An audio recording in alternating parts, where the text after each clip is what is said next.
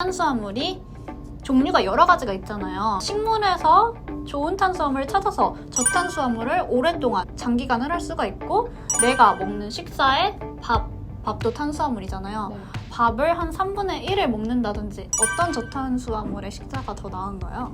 탄수화물을 사람마다 틀리겠지만 필요한 양이 20에서 50g 있다고 해요. 하지만 내가 이 탄수화물을 좋은 탄수화물로 채울 것인지 아니면 정제된 탄수화물로 채울 것인지가 여러분들이 선택을 하셔야 되는데, 만약에 20g이라고 했을 때 당연히 저탄 하실 때 설탕을 먹어도 된다고 하실 수가 있겠죠. 왜냐면 20g만 만들면 되니까. 하지만 이 20g으로 설탕으로 채웠을 때는 이 혈당 스파이크를 심하게 해요. 특히 살은 더 잘 빠지기가 힘들고 음식 컨트롤이 잘 조절이 안 될 거예요.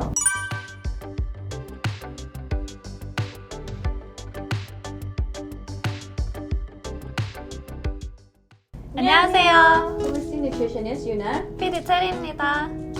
오늘은 우리 누리TV 시청자분들께서 많이 궁금해하셨던 질문 2가지를 가져왔어요.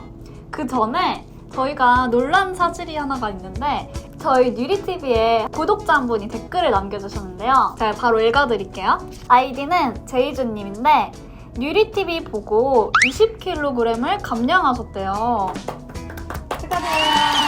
그래서 간헐적 단식 플러스 키토제닉은 최고의 다이어트 조합입니다. 이렇게 남겨주셨어요. 이 댓글을 보고 저희도 정말 감사하고 뿌듯했는데, 그래서 오늘 간헐적 단식과 키토제닉 관련된 질문 2가지를 가져와 봤어요. 먼저 첫 번째 질문은 투게더 해피 투게더님이 남겨주셨는데, 평소에 많이 짜게 먹지 않는데도 몸이 잘 부으신대요. 이분은 간헐적 단식을 하고 있고 점심 이후로는 드시지 않고 취침을 바로 하신대요. 그런데 아침에 늘 부으신대요, 몸이. 그래서 이렇게 짜게 먹지 않고 간헐적 단식을 하는데 아침에 붓는 원인이 무엇인지, 그리고 해결 방법을 어떻게 해야 되는지 궁금하시다고 질문을 남겨주셨어요. 아주 정확한 컨설테이션 없이는 디테일하게 알 수는 없지만 남겨주신 내용을 봐서는 일단 간헐적 단식을 하시는데 키토는 같이 하고 있지 않는 것 같아요. 그래서 간헐적 단식을 하셔도 만약에 탄수화물 높은 식단을 하시게 되면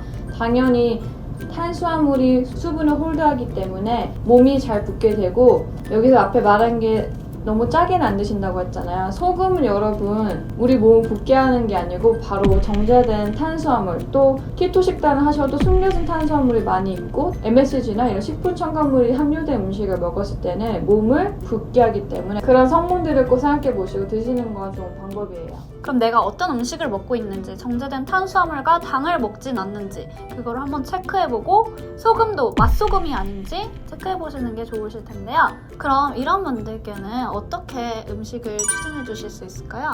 채월 씨가 방금 말한 것처럼 맛소금이 MSG잖아요. 그렇기 때문에 그런 걸 안 쓰시는지 확인을 해보시고, 그런 짠맛을 내는 것보다는 천연 바다소금이나 핑크 히말라야 솔트 있잖아요. 이런 미네랄이 가득 들은 소금을 드시는 게 더 좋은 방법이고, 또 몸이 그냥 잘 붓는다 이러신 분들은 댄들라이언 차나 캡슐 같은 영양제들이 있어요. 그런 것들을 드시면 우리 몸이 갖고 있는 수분을 빼주는 데 좋은 역할을 하고, 샐러리도 있잖아요. 샐러리를 물 넣고 갈아서 드셔도 이뇨 작용을 하기 때문에 몸이 잘 붓는다, 수분이 좀 몸에 가득 차 있는 것 같다, 그러신 분들은 민들레 영양소나 아니면 샐러리 주스를 해서 드시는 게 좋은 방법이에요.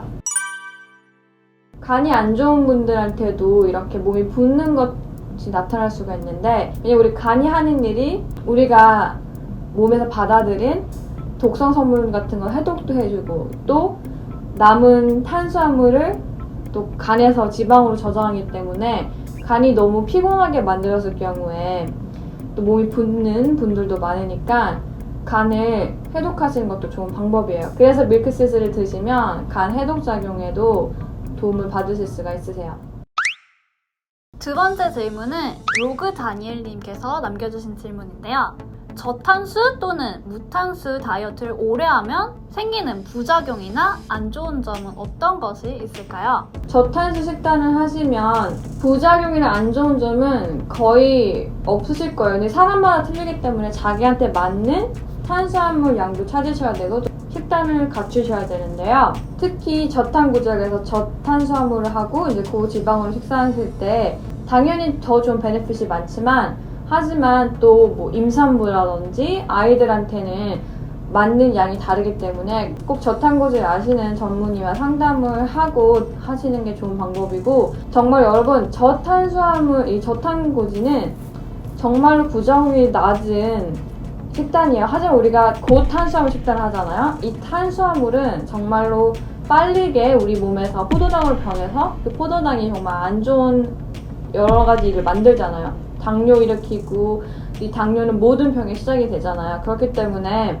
저는 오랫동안 좋은 음식을 가지고, 진짜 천연 음식을 가지고 저탄수를 하시면 건강하다고 생각하고, 하지만 저탄수를 하시는데 이런 dirty keto 있잖아요. 그 음식들을 스팸이나 뭐 소세지나 정제된 음식, 정제된 고기를 채우다 보면 이거는 건강 해칠 수 있으니까 좋은 방법이 아니고요. 또 무탄수 얘기하셨는데 아마 카니볼을 말한 것 같아요. 고기만 먹고 완전히 탄수화물을 안 먹는 건데, 이것도 개인에 따라 다르기 때문에 꼭 자기에 맞는 식단을 찾아서 하시는 게 좋은 방법이에요.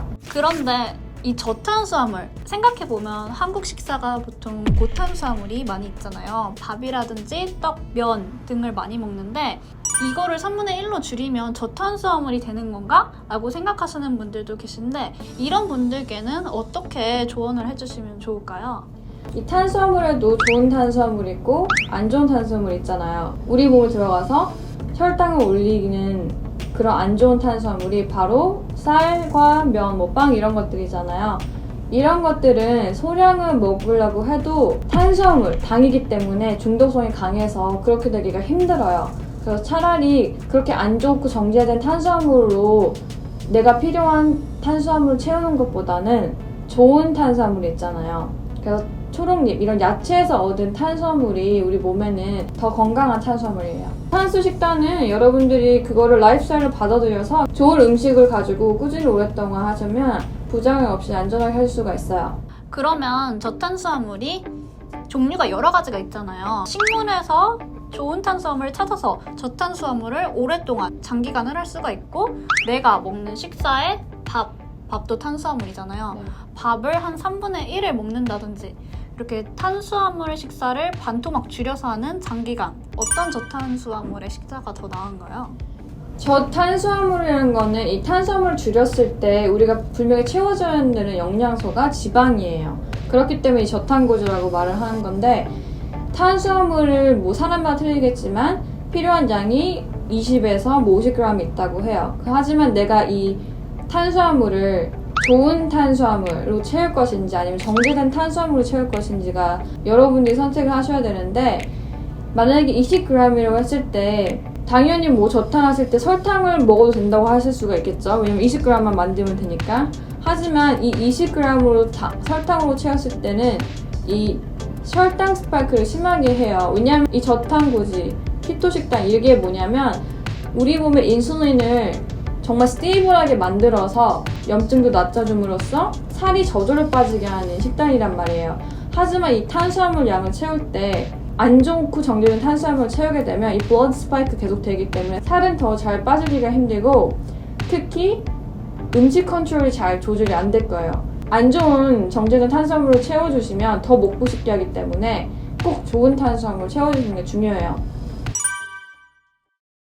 오늘은 여러분이 남겨주셨던 질문들로 이야기를 나눠봤는데요. 또 궁금하신 점 있으시면 저희 게시판에 남겨주시고요. 오늘 영상이 도움이 되셨다면 좋아요와 알람 설정 눌러주세요. 안녕!